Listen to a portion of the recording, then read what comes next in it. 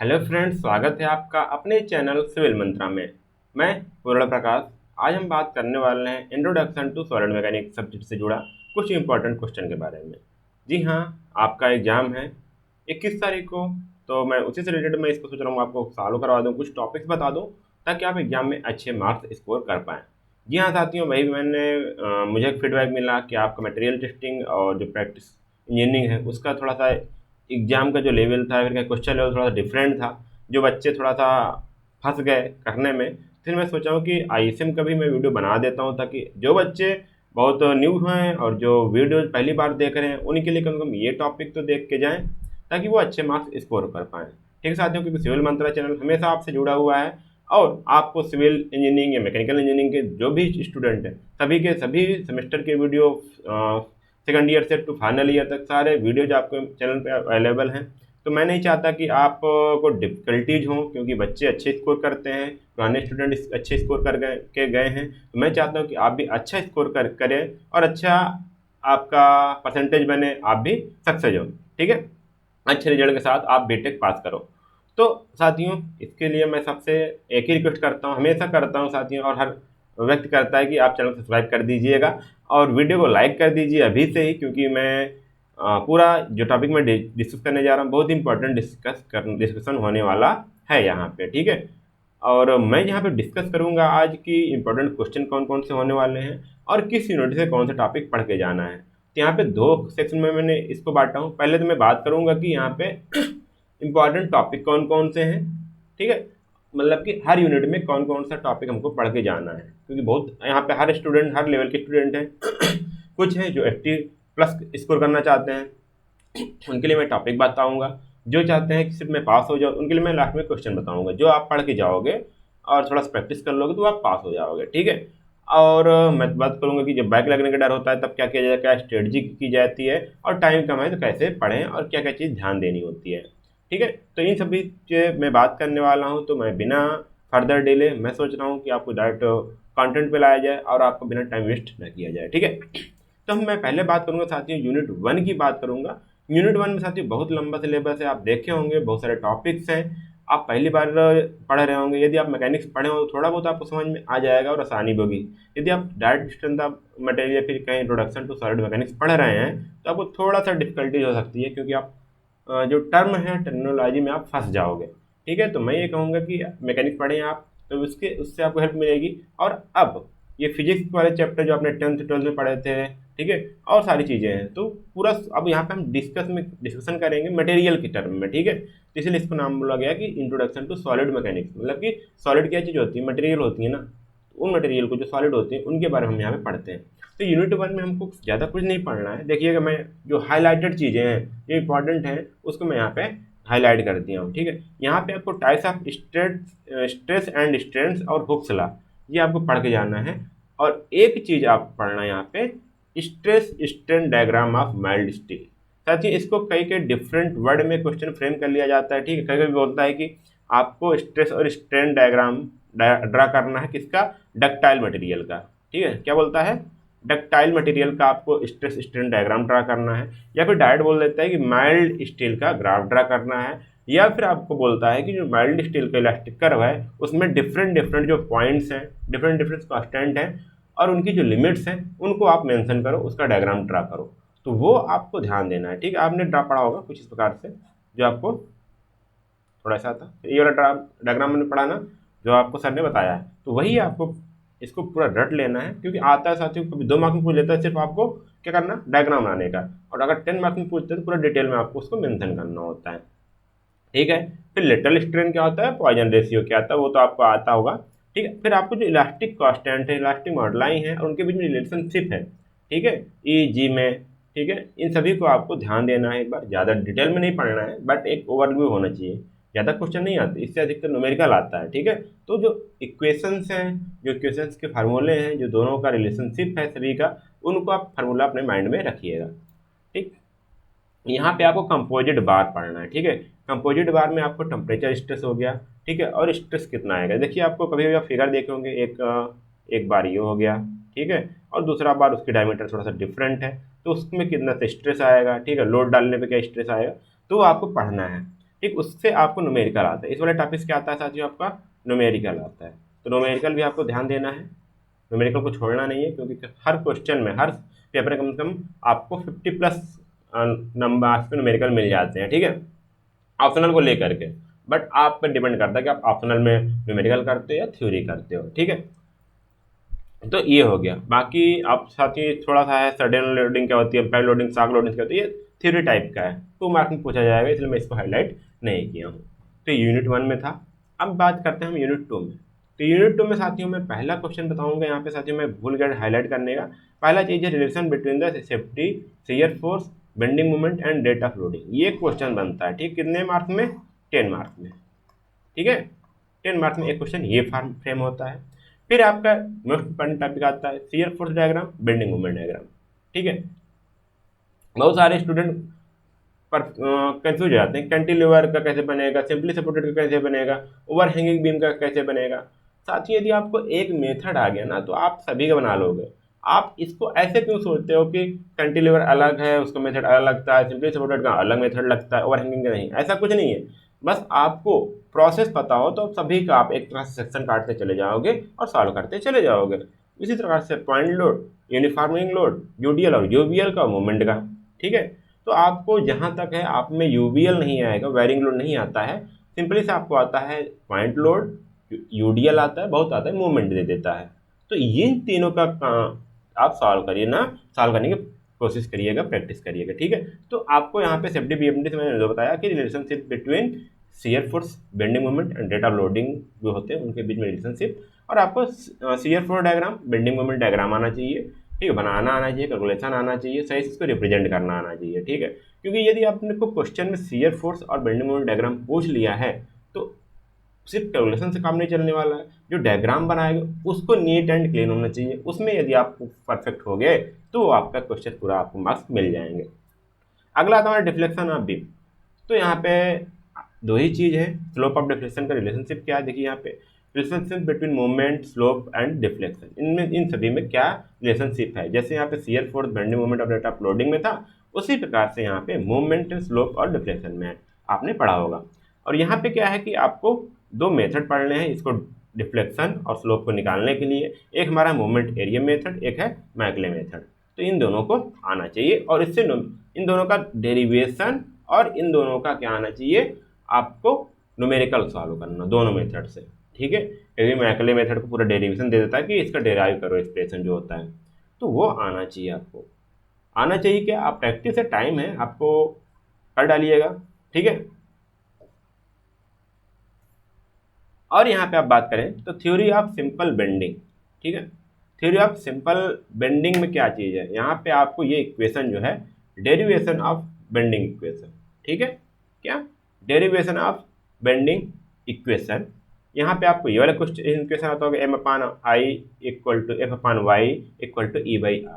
तो इसका थ्योरी का, इस इक्वेशन का डेरिवेशन और न्यूमेरिकल, ठीक है, क्या क्या, डेरिवेशन, न्यूमेरिकल, ठीक है। क्योंकि यहाँ पे देखिए किस प्रकार से क्वेश्चन पूछा जा सकता है। देखो यहाँ पे आपको मूवमेंट निकालने का आ जाएगा, एम जो है एम निकालने के लिए पूछ लिया जाएगा, और ये मोमेंट ऑफ इनर्शिया वो निकाला जा सकता है, या फिर जो यहाँ पे एफ है, वाई है, ई है, आर, इनमें से कुछ भी पूछा जा सकता है। तो आपको ये निकालने आने चाहिए, इसलिए इक्वेशन से जो जुड़े फॉर्म न्यूमेरिकल है, जो डेरिवेशन है, वो आपको करना आना चाहिए, ठीक है। अब देखिए यहाँ पे मेन चीज होता है मोमेंट ऑफ इनर्शिया निकालना इस इक्वेशन में, ठीक है। अब वो क्यों, क्योंकि साथ में यहाँ पे सॉलिड है, हॉलो है, रेक्टेंगुलर है, सर्कुलर है। बस डिफरेंस क्या होता है सब में, आई निकालना। जिसने आई निकालना सीख गया, मोमेंट ऑफ इनर्शिया निकालना सीख गया, वो सिर्फ इस इक्वेशन को ध्यान रखेगा और सब निकालता हुआ चला जाएगा, ठीक है। अब आगे आता है स्ट्रेस डेरिवेशन ऑफ फार्मूला। यहाँ पे देखिए shear stress distribution across the beams section like rectangular and circular.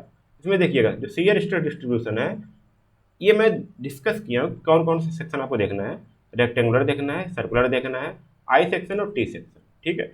फिर मैं ये बोलूँगा इसमें कुछ नहीं करना आपको, सिर्फ यदि आपको ये मोमेंट ऑफ इनर्शिया निकालना आ गया तो आप इसमें भी शियर स्ट्रेस डिस्ट्रीब्यूशन निकालने में आप कामयाब हो जाओगे, ठीक है। और आपको सिंपल ज़्यादा डिटेल में जाना है, लेकिन यहाँ लिखा गया देखिए simple numerical problem, simple numerical problem मतलब कि ज़्यादा डिटेल में केस स्टडी नहीं दी जाएगी, ठीक है। बट आपको तैयारी रखनी है और आप थोड़ा सा न्यूमेरिकल प्रैक्टिस करके जाओ। यदि बाय द चांस आपको लगता है अब इसको सॉल्व कर डालोगे, आपको मार्क्स मिल जाएंगे।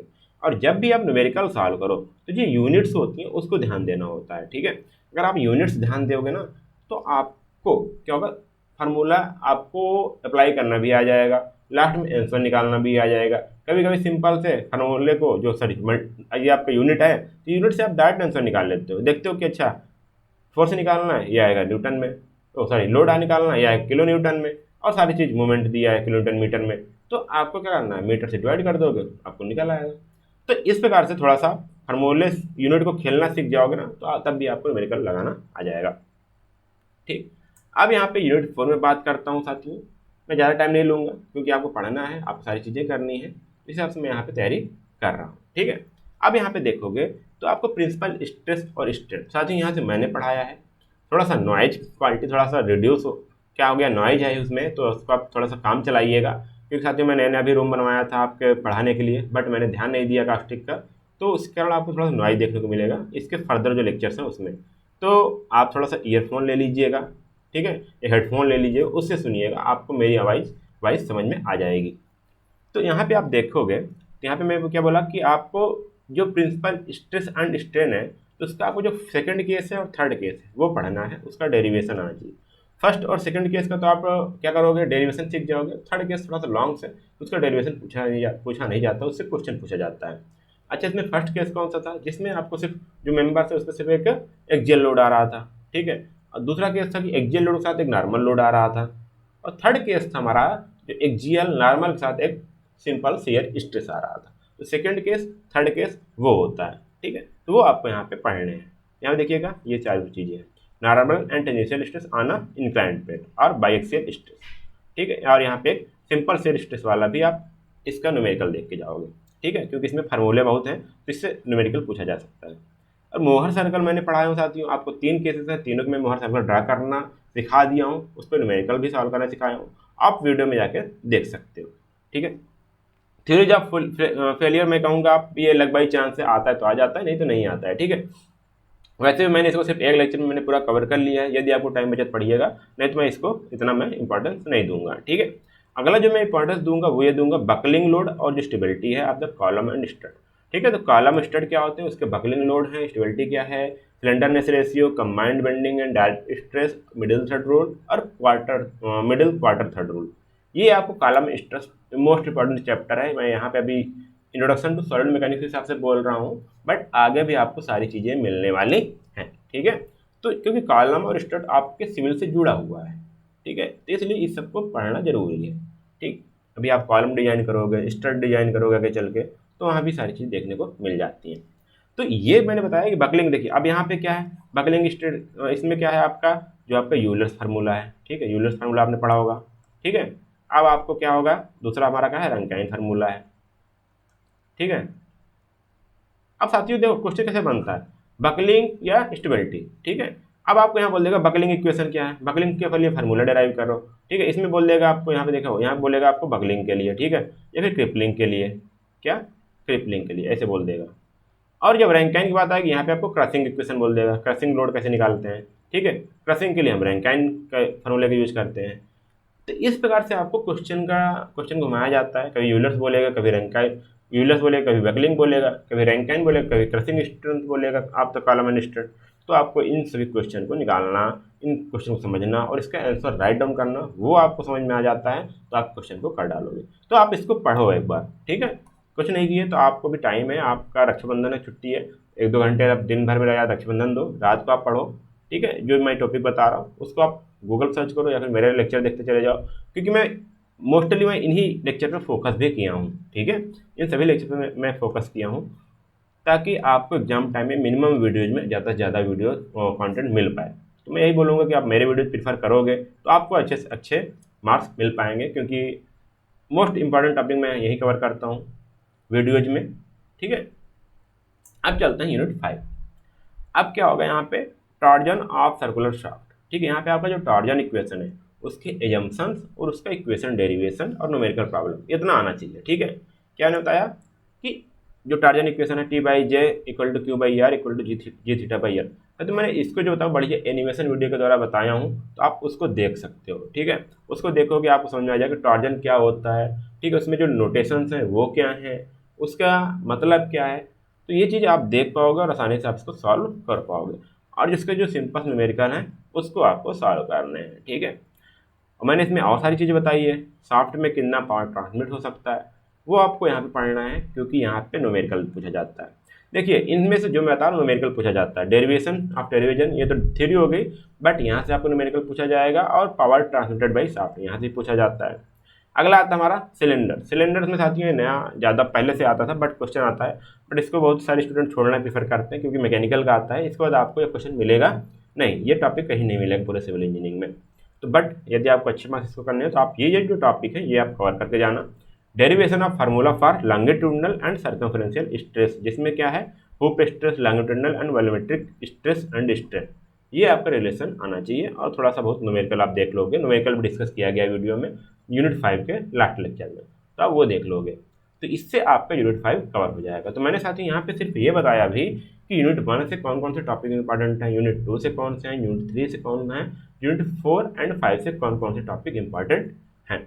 यदि आप चाहते हो इसका पीडीएफ डाउनलोड कर पाओगे, बट अभी जाइएगा नहीं, ठीक, क्यों नहीं जाना, मैं बता रहा हूँ।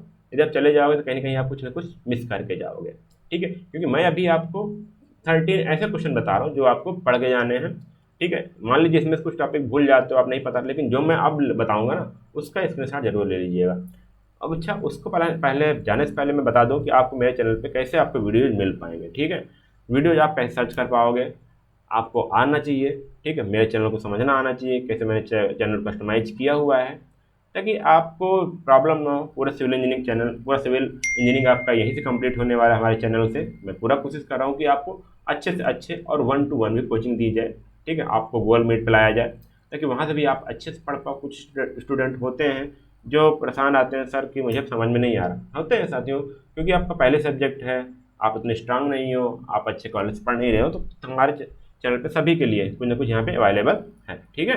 तो आप साथियों हमारे चैनल पे जा करके आप सिविल मंत्रा सर्च कर सकते हो, या सॉरी आप यूट्यूब पर सिविल मंत्रा सर्च करके भी आ सकते हो हमारे चैनल पर, या फिर आप डायरेक्ट नीचे चैनल से जा सकते हो, ठीक है।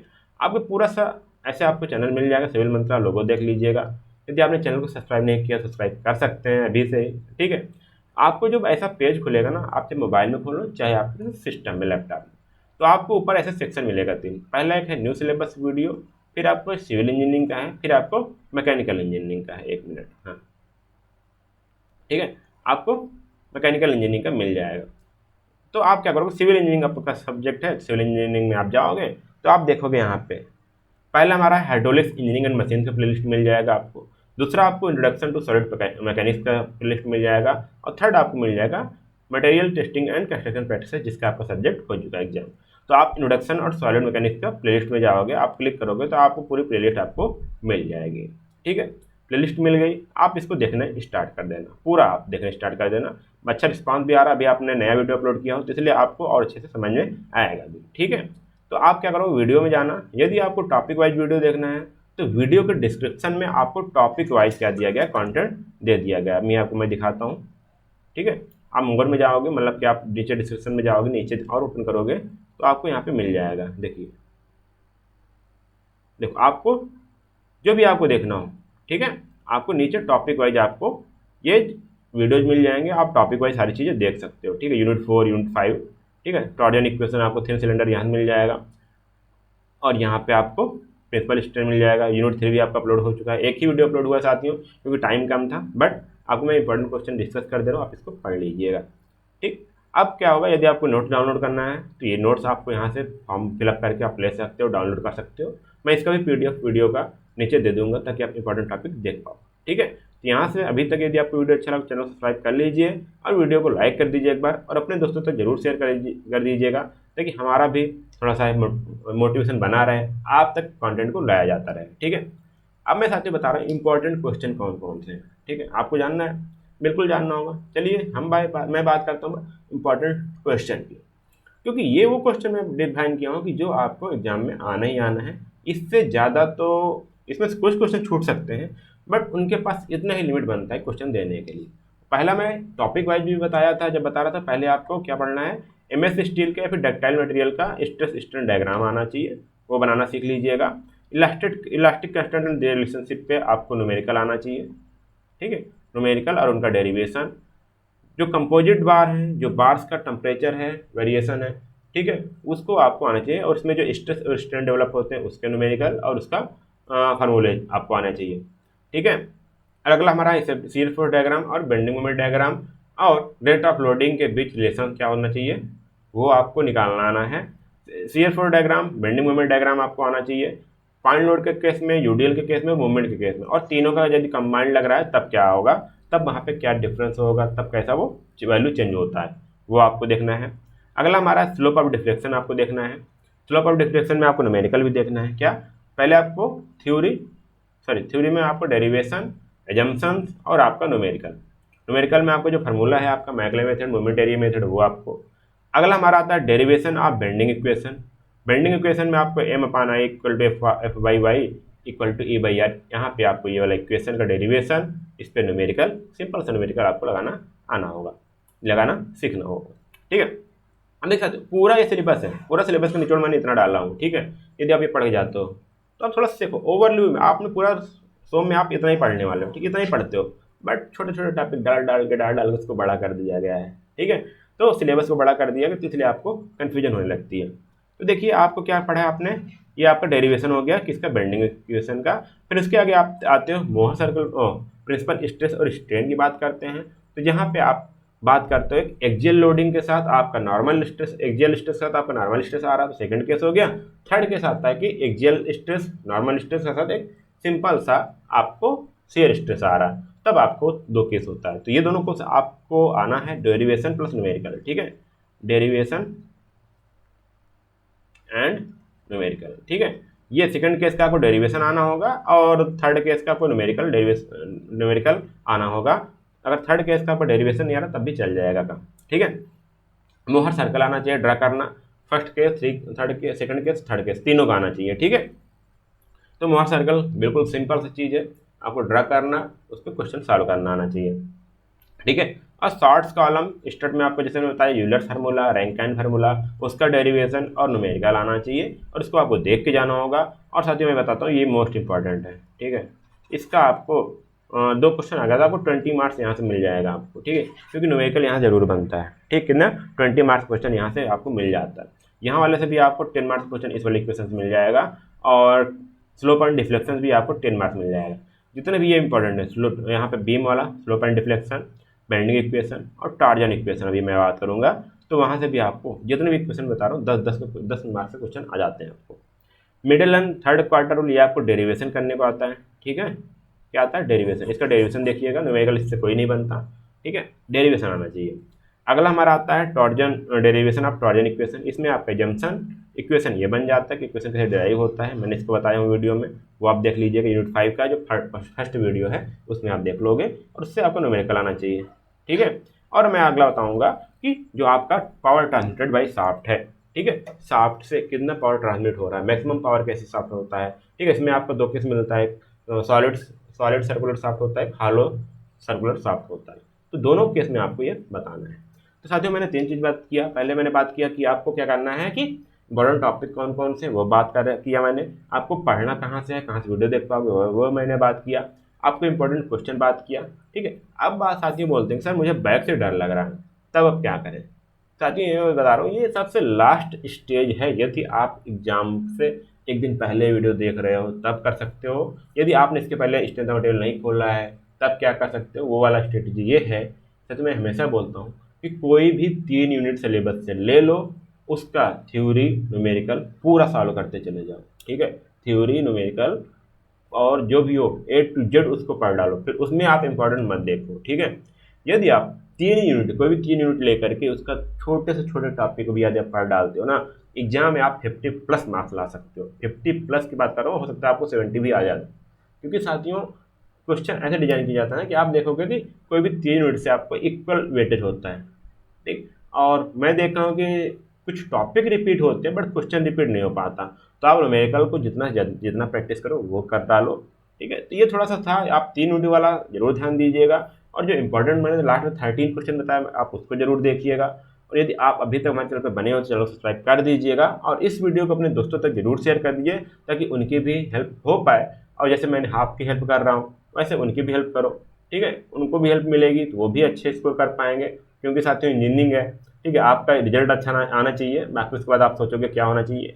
तो ये साथियों था। उसके साथ मैं आपको बोलता हूँ कि रक्षाबंधन का त्यौहार है, तो सभी साथी अपने घर पे अपने बहनों को प्यार दें, ठीक है, और भाई बहन का त्यौहार है तो अच्छे से आप अपना बहन को प्यार दें, उनकी प्रोटेक्ट करें, और अपने साथ पूरे फैमिली के साथ इस फेस्टिवल को आप इंजॉय करें, और उसके बाद अपने एग्जाम की भी तैयारी करते रहें, ठीक है। तो best of luck for your exam and happy Rakshabandhan. फिर मिलते हैं नेक्स्ट वीडियो में। Thank you.